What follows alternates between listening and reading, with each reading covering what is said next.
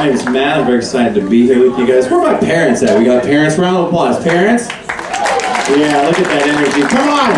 Come on, you're here and they're not! Yeah, fuck them!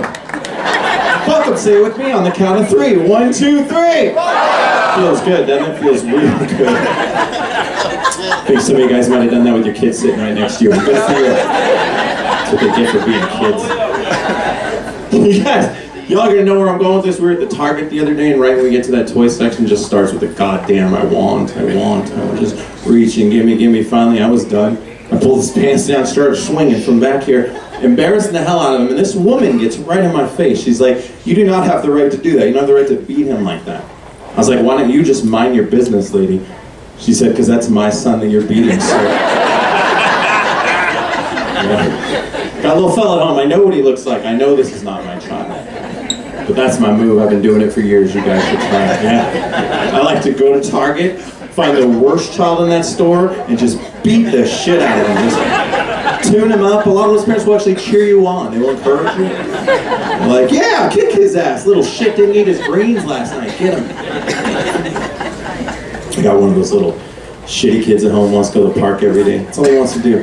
Go to the goddamn park. Let's get packed. Let's get packed. You know what he doesn't want to do? Leave the park. Yeah. If it was up to my son, he would stay there forever. Like when I see homeless people at the park, I just assume that's someone who years ago. Yeah. His parents are like, this is where you want to stay? This is where you live now, you little shit. And they just left him there. And years later, they drive by, they're like, look at this thick-headed bastard, he's still here. He gets up from you, sweetheart. So that's my little fella, he doesn't want to leave the park, you know what I mean? We live here in Vegas, it's 1,000,000 degrees out. It's like, if we don't go, buddy, you'll die. I can't show back up at the house without you. My wife will ask questions. She asks a lot of questions. So I gotta grab him, you know, and he's crying, screaming, flailing his arms, going bananas. And what I've discovered is this right here not the best look for leaving a park with a child who is crying, screaming, flailing their arms. It's my look, it's just not the best look. And I know that because I'm looking around, all these goddamn parents are looking at me like they might have to identify me to the authorities, and that's bullshit. I'm a hero, I'm saving lives, mind your goddamn business. God, we just started potty training in our house, and I did not sign up for this shit, man. It's not for me. If it was up to me, I would like let him piss in a diaper till he was 16 and girls started making fun of him. If it works, it worked for me. That's how I learned. Sure, you want a blowjob, you'll stop pissing in a diaper. Turns out girls don't like to take diapers off to get blowjobs. They don't. God, so guys are gonna know what I'm dealing with here. Women with little boys are gonna know what I'm dealing with. Women with penises are gonna know what we're talking about here. Because the first time you go pee-pee, when you got the wee-wee, right? Pee-pee goes everywhere. You gotta put your fingers on the wee-wee so the pee-pee goes in. I'll have to explain it to you guys. You gotta figure it out by now, I hope, but my little fella doesn't. So the first time he goes to the bathroom, it goes everywhere. I'm like, hey little man, you gotta put your fingers on your wee-wee so the pee-pee goes in the potty.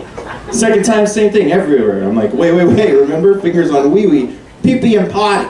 Third time, fourth time, nothing. Finally, I'm like, you know what? You're gonna have to learn to do this yourself. He goes, I don't want to.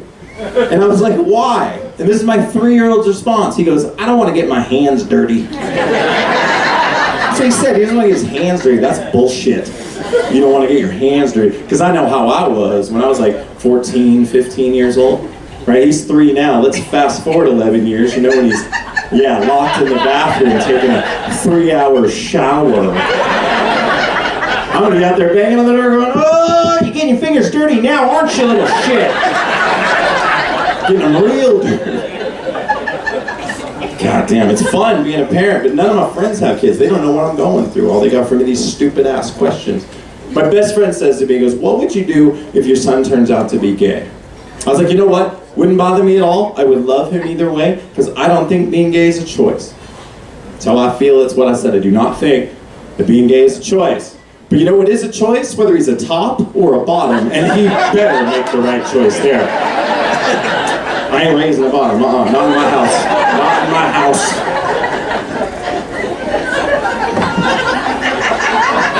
You know, I love your laugh, I love your laugh. I get in trouble for that joke. A lot of people get upset, think it's homophobic. And the truth be known, if my son wants to be a bottom, I hope he's the best bottom he could be. You know what I mean? Yeah, don't half-ass that shit. That's not what we teach. She gets it. It's perfect terminology for that situation right there. Don't half-ass that. My mother-in-law, that's a weird transition right there. My mother-in-law, this is what I deal with my mother-in-law. She's a very sweet woman, very naive, very Mormon. My mother-in-law, like they just bought a house out in Beaver, Utah, and she thinks it's adorable that all the shirts and hats out there say, "I heart Beaver." Like, she does not get the joke. I swear, she doesn't get it. So she goes and buys all this "I heart Beaver" shit for her really Mormon husband. And I've seen him, he's looking at it, he goes, "You know I can't wear this, right?" She's like, "Why? You love Beaver." I'm like, "Stop talking, people can hear you." Yeah, they hear your words. She says to us, "Are you guys going to circumcise the baby?"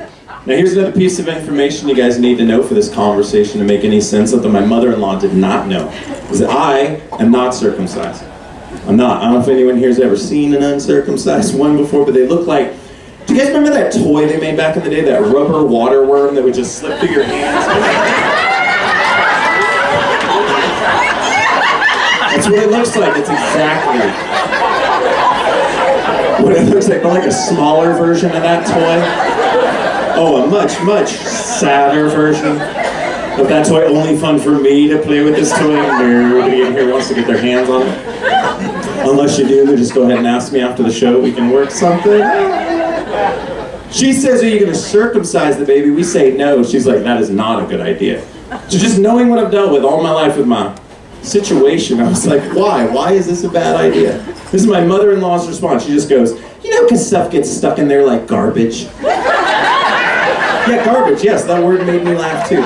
Not dirt or lint. She thinks garbage gets stuck in there.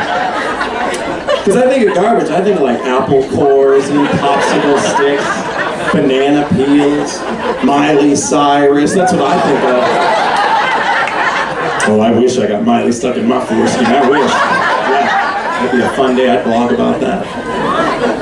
Garbage though, like us uncut people just take our pants off, go running through landfills, just picking shit up with our crazy penis. Like, oh my God, my mother-in-law was right. Ladies, this right here, this is an actual size right here. It's got a Fitbit on. It's trying to lose weight. Oh, it's so heavy. Hopefully you guys got the big dick joke. Okay. I love this. I love doing stand-up comedy because I used to work in a pharmacy this afternoon, and I hate that goddamn job. I'm not going back. A lot of stupid shit in the pharmacy. The other day I saw we had chewable birth control. Yeah, chewable birth control. Because let's be honest, if you could swallow, you wouldn't need birth control, would you? Stupid. Who's buying this?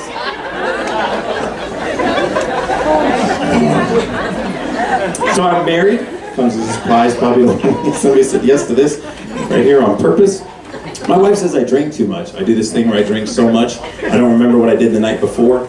So she's always got these stories for me, adventures I get into that I don't remember, and they're always embarrassing when I hear them the next day. The other night, she's like, "You got so drunk last night, you went to the refrigerator, you took out the vegetable tray, you set it on the couch, you sat in it, you peed in it, put it back in the fridge, and just went back to bed."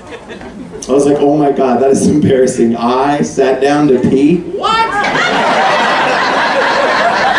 Right? Boys aren't supposed to do that. That's weird. It's weird. An amazing woman, my wife. When we first started dating, my wife and I, we made a porno movie. It's a true story. We did. We made a porno film. My wife was, she was not aware that we were making... I'm that guy. I thought I was going to get away with it. I had the camera hit really well, had the tape over the light like you're supposed to. She caught me red-handed because the guy with the boom mic just kept hitting her in the forehead. So unprofessional, am I right? I like to mess with people. Salesman are my favorite. Recently I was trying to buy a belt and the salesman approached me. He says, "Hey, can I help you find something?" I said, "I'm looking for a belt." He said, "What's the occasion?" I said, "Autoerotic asphyxiation." Just a couple of you guys know what I'm talking about? All right. Here's what I invite you guys to do. Try this. This is fun. Go to like a nice suit store, like a Barney's or a Nordstrom's. Pick out a beautiful Italian leather belt. And instead of trying it on around your waist, get it up around your neck. Just do it for the look on their face that will lose their shit. Just be like, "Oh, that's not it. Get another one. Oh, what goes with blue? I don't even know. Is it white? Can I do that for Labor Day? I'm sorry, I'm a mess, man. I blame this town, though. I've lived here half my life. Vegas has done a number on me. Are you guys enjoying Vegas? You have a good time in Las Vegas? It's a fun town. We got a problem right now in Vegas, kind of like an infestation. I like to call this right here is the hooker trading cards. Y'all familiar with this? Yeah? The prostitute baseball cards. There we go, the noise. And they chase you up the boulevard with their creepiness. These things are everywhere. They're in the newspaper stands, they're in the buses, they're on the boulevard, they're in my foreskin, they're everywhere. They are. But my favorite thing about these, by round of applause, who's actually seen these handed out on the boulevard around here? Great, most of you. A lot of you guys have it, that's fine. These people will back me up. My favorite thing about these is they're handed out by the smallest Mexicans. Am I right? You go out there right now, you find 30 little Mexican Oompa Loompas, just lying there. Oompa Chalumpas, that's what I like to call them. Oompa Chalumpas. Those little fellas, they just waddle out of the chocolate factory, give you the porno, then they just waddle back into that chocolate factory. I like fellas. You know what'd be awesome? You know what'd be cool is if the little Oompa Chalumpas, if they broke into song and danced like the real Oompa Loompas. Right? Get me excited about the $35 I'm about to spend on a prostitute. Give me the song, give me the sale, give me the Oompa Loompa doopity doo. I've got a whore named Peaches for you. Looks like I'm begging Peaches tonight because I like the way you sing, little fellas. But in the Oompa Chalumpas, they'd have to give you the bad song too, just like in the movie. So be standing outside your hotel room with the, what do you get when you pay for sex?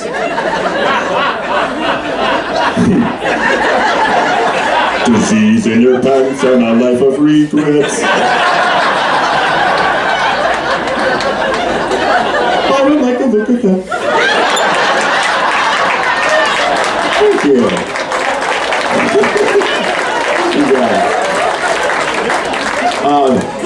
You're gonna love this. So I do that joke. I do this joke like every night, so I always have these cards in my wallet.